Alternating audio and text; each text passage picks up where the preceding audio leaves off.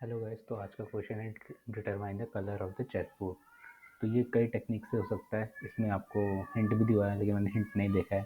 तो ये मैंने अप्रोच लगाई है, इससे बहुत एफिशिएंट अप्रोच हो सकती है, लेकिन ये मेरा थॉट प्रोसेस है। इसमें थोड़ा टाइम ज़रूर लगेगा, मतलब 100% एफिशिएंट अप्रोच नहीं है, but this is one of the thing जो मैंने यूनिक लगाई है, जिससे ये प्रॉब्लम सॉल्व हो सकती है।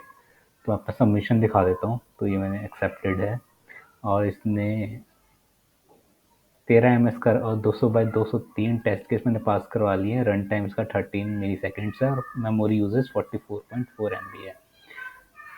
तो डिस्क्रिप्शन पे ले जाता हूँ। तो आपको एक चेस बोर्ड गिवन है, of course the chess board is 8x8 का ही होगा। तो आपको जो कॉलम है, इसमें लिखा हुआ है कि return true the square is white and false the square is black. आपको वो इनपुट देगा, कुछ भी दे सकता है। जैसे इसने A1 दिया, तो A1 में ब्लैक है, तो आपको लिखना है कि फॉल्स है, क्योंकि वो वाइट नहीं है। अगर वाइट होगा तभी आपको ट्रू रिटर्न करना है। तो आपकी अप्रोच क्या होगी यहाँ? तो मैंने ये अप्रोच लगाई। अब इसने ये कहा है कि अगर जो भी स्ट्रिंग में जो वैल्यू स्टार्ट होगी वो ए से होगी, यानी A1 या सी थ्री वैल्यू देगा, C4 वैल्यू दे देगा। तो मैं ए वाले को, इसको मैंने रो मान के चला है, और इनको मैं कॉलम मान रहा हूँ। 1 2 3 4 5 6 7 8 को मैं कॉलम मान रहा हूँ। और क्योंकि रो एंड कॉलम से स्टार्ट होता है, तो मैंने ए, इसलिए इसने बोला कि ए हमेशा पहले रहेगा। जो भी वैल्यू होगी अल्फ़ाबेट की, वो पहले रहेगी, फिर न्यूमेरिक वैल्यू आएगी। तो मैं इस समय से मैंने ए को मैंने मान के चला है। अब मैंने ये सोचा इस अप्रोच में कि मैं पहले क्या मानूँ। मैंने पहले हैश मैप लिया, क्योंकि मैं उसमें सबकी वैल्यू स्टोर करवा दूंगा। यानी A1 की वैल्यू क्या है, A2 सबकी वैल्यू 8x8 मुझे पता है, 8x8 का ही होगा ये। तो मैंने सारी वैल्यू हैश मैप में स्टोर करवा ली, और जो भी वो इनपुट देगा उसको मैंने हैश मैप से कंपेयर करवा दी कि मेरे हैश मैप में ये वैल्यू है और उसकी वैल्यू क्या है। अगर वो वाइट है तो ट्रू में रिटर्न करूंगा, अगर वो वैल्यू फॉल्स है मैं फॉल्स रिटर्न करूंगा। तो मैं आपकी अप्रोच में अपनी कोडिंग पे ले चलता हूँ। मैंने एक इंटीजर एरे लिया है जिसकी 8x8 का मैट्रिक्स है। रो मैंने 97 लिया है, क्योंकि ये स्मॉल ए की वैल्यू, स्काई वैल्यू 97 होती है। 97, 98, 99, 100, 101, 2, 3, 4 ऐसे तक जाएगी ये बढ़ के। कॉलम मैंने 1 लिया, क्योंकि 1 से स्टार्ट होगा और 8 तक जाएगा। तो रोज एंड कॉलम्स मैंने गिनवा लिए। 8x8 इसका आंसर, 8x8 रोज और 8 कॉलम निकल के आएंगे अगर हम उसकी लेंथ कंपेयर करेंगे। मैंने लिंक्ड हैश मैप इसलिए लिया हैश मैप की जगह, क्योंकि वो ऑर्डर मेंटेन करता है। अगर मैं ट्री मैप लेता तो वो अकॉर्डिंग टू की सॉर्ट कर देता, लेकिन जो लिंक्ड हैश मैप होता है, जिस ऑर्डर में मैप में ऐड होंगे तो वही ऑर्डर वो रिटेन करेगा।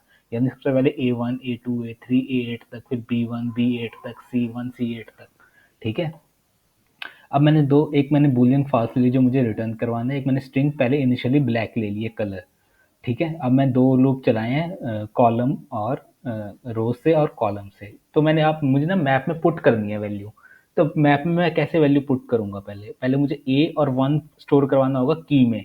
ये हमारी की है, उसकी वैल्यू मैं कलर स्टोर करवा रहा हूँ, इसलिए मैंने स्ट्रिंग और स्ट्रिंग टाइप का लिया है। तो मैं कैसे स्टोर कराऊंगा ए को? तो मैंने ए में ऐसे लिया है, जो रो नम पहले 97 स्टोर हो जाएगा। अब 97 तो पता नहीं मुझे क्या है। अब 97 को मैं उसकी स्काई वैल्यू में कैसे कन्वर्ट करूंगा? कैरेक्टर डॉट टू कैर से। ये एक फंक्शन होता है कैरेक्टर में, जो रैपर क्लास है, जिसमें टू कैर फंक्शन होता है, जिस जो भी आपका जो रो की जो 97 वैल्यू उसको ए में कन्वर्ट कर देगा, यानी उसको करस्पॉन्डिंग स्काई वैल्यू में कन्वर्ट कर देगा। तो ए आ गया मेरे यहाँ से, प्लस कॉलम, यानी 1। अभी 1 होगा कॉलम, तो यहाँ पे 1 ऐड हो जाएगा। उसकी जो उसका कलर होगा इनिशियली ब्लैक है, और मैं स्वैप कराता जाऊंगा कलर। ठीक है। तो मेरा जैसे मैंने वैल्यू पहले स्टोर हो गई मेरी A1, और मेरी जो कलर की जो कॉलम की जो वैल्यू हो गई वो 1 स्टोर होगी। A1 में मेरा ब्लैक स्टोर हो गया। अब मुझे कलर रिवर्ट करवाना है अगली इनपुट के लिए, यानी जो अगला, जो मेरी जो रो तो मेरी सेम ही रहेगी। अब मेरे कॉलम मेरे बढ़ेंगे ना यहाँ से, है ना? तो मैंने कॉलम को प्लस प्लस करवाया है, और अगले कॉलम, ठीक है, और मैं और हर एक कॉलम में वैल्यू स्वैप होगी, है ना? तो मतलब पहले ब्लैक होगी, फिर वाइट होगी, फिर ब्लैक होगी, फिर वाइट होगी। ठीक है। तो पहले अभी ब्लैक थी, तो मैंने कलर वाइट कर दिया है, अगर वाइट था तो ब्लैक हो जाएगा। ठीक है। अब जैसे ये, जैसे मेरा फॉर लूप है, और ये खत्म हो रहा है यहाँ पे। जैसे ये सबकी value black white initially A1 A2 A3, ये कैसे बढ़ेगी वैल्यू? मैं रो को भी प्लस करवाऊंगा। अभी मेरी रो ए है, फिर बी हो जाएगी, अभी मेरी 1 2 3, और मुझे फिर जैसे ही वो अगले रो पे जाएगा तो मेरी रो प्लस हो जाएगी, यानी ये बी हो जाएगा। कॉलम अगेन मुझे 1 से स्टार्ट करना पड़ रहा है, तो मुझे कॉलम 1 करवाना पड़ेगा। अब देखो यहाँ पे एक आपको प्रॉब्लम आएगी, अब मेरे को यहाँ पे वाइट है, अब अगला ब्लैक नहीं होगा, अगला सेम वाइट ही होगा, ठीक है। अब मैंने इसके लिए क्या अप्रोच लगाई है, अब यहाँ पे जैसे यहाँ पे सपोज वाइट आया, string dot value of colour V की वैल्यू वाइट थी, अब वाइट आया तो वाइट ब्लैक हो जाएगा, ठीक है। ये आपका ब्लैक होके आएगा, लेकिन आपको अगले में ब्लैक स्टोर नहीं करवाना, आपको वो स्टोर करवाना है जिस जो वैल्यू लास्ट होगी।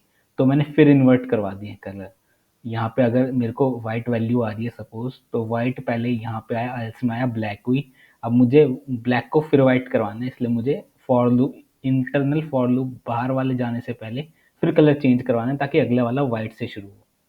तो ऐसे ही चलते सबको कलर असाइन कर देगा ये हैश मैप। जब कलर असाइन हो जाएंगे, हैश मैप में सारी वैल्यू मेरी स्टोर हो जाएगी। तो हैश मैप को आइटरेट करने का तरीका क्या होता है, मैप में एंट्री सेट मेथड होता है, जो मैप के एंट्री को एक एक करके वैल्यू की वैल्यू पेयर देगा, जो हमारी जो मैप है जो स्ट्रिंग टाइप का है। तो उसमें गेट की और गेट वैल्यू मेथड्स होते हैं, तो वो यूज़ करेंगे अगर की इक्वल्स टू कोऑर्डिनेट्स है मेरा, कोऑर्डिनेट्स यानी A1 है, अगर आइटरेट करते करते A1 वैल्यू आ गई है, उसकी वैल्यू वाइट है, तभी मैं बी रिटर्न ट्रू करूंगा, अदरवाइज जो बी की वैल्यू मेरी फॉल्स थी वो फॉल्स ही रहेगी। तो ये मैंने एक अप्रोच लगाई, इससे बहुत सारी अप्रोच, बहुत एफिशिएंट अप्रोच हो सकती है। कमेंट करके बताना आप मुझे और क्या इसमें अप्रोच लगा सकते हैं।